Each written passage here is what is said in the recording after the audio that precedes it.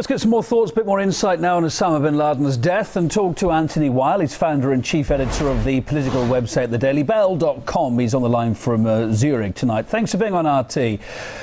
As you see it, has the world become a safer place now that Osama bin Laden's dead? No, I don't believe so at all. I would find it very difficult to think that Osama bin Laden's death has anything to do with the world being a safer place or not at this moment in time. As long as we have a fundamentalist-driven type of philosophy that is being implemented from within the chambers of the City of London and anchored in under the cloak of Western-style democracy, then no, I don't believe you're going to continue to see anything more than types of conflicts we see today being fomented in the Middle East and throughout the North African states. It is all about a consolidation of power and readying those nation-states that have been resistant or whose leaders may be resistant to a globalist governance, which would be administered by the UN, along with a global monetary structure, which would be administered by the IMF and the World Bank. So I don't believe the world's any safer with bin Laden here or gone. That does not speak to the character of the man, by the way. That is not an assessment of whether he was a good person or a bad person. Clearly, he had some issues. Absolutely taken. That's your take on the situation. Okay, but let's just look at what happened over the last 48 hours or so. The US says that Pakistani cooperation helped lead to bin Laden and his hideout, but, you know, according to the latest WikiLeaks, Pakistan intelligence was aware of his whereabouts for years. So those two stories don't kind of tally up, do they?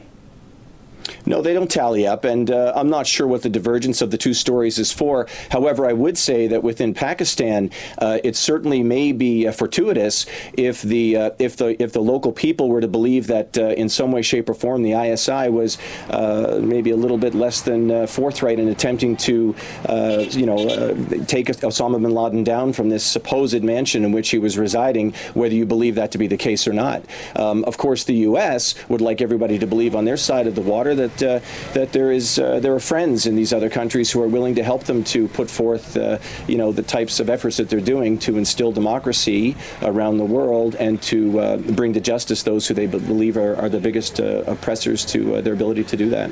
Following on from my question at the top of this interview, given what you know about Al-Qaeda, should Americans and the rest of the world be concerned about potential retaliation now? Is it likely?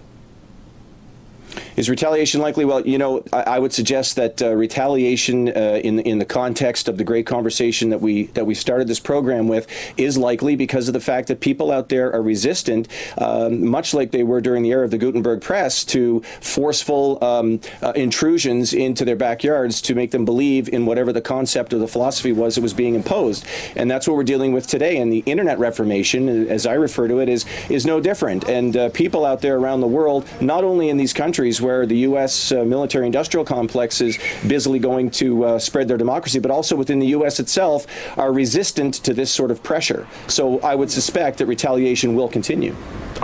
People in America are less safe tonight than they were before. That's what I'm getting at, yeah? Would they be less safe than they were before? I think they should be more concerned with their own government and the growing authoritarianism which is mounting within the U.S. And maybe that would be something that the soft police state that's being imposed through these gradual concessions that are being given up to this organization that is in control of the U.S. government. I would think that's something that would probably be more of a concerned threat if I was living in the United States today, for me anyway. What's the knock-on effect going to be to the ongoing NATO campaign fighting Al-Qaeda in Afghanistan? Are we likely to see a pullout quicker now? I do not think so at all. I believe that the forces that are on the ground, these globalist forces that have an intent on bringing in line the various nation states that need to be molded together in order to create a globalist government, I believe that they will continue those efforts, and whatever it takes, force or propaganda through mainstream Western media sources, which is continually trying to do their job as well on the ground, and the subversive activities of the CIA via movements like the Alliance for Youth movements. I believe all of this will continue, and whether or not the subversive attempts will work or whether or not the mainstream media mind manipulation will work, who's to say? But certainly NATO will continue to do, and the U.S. as the bad boy enforcers for the City of London will continue to do their job as best they can. A lot of different takes on the story here. Anthony Weil, thank you for telling us about yours, founder and chief editor of political website, thedailybell.com.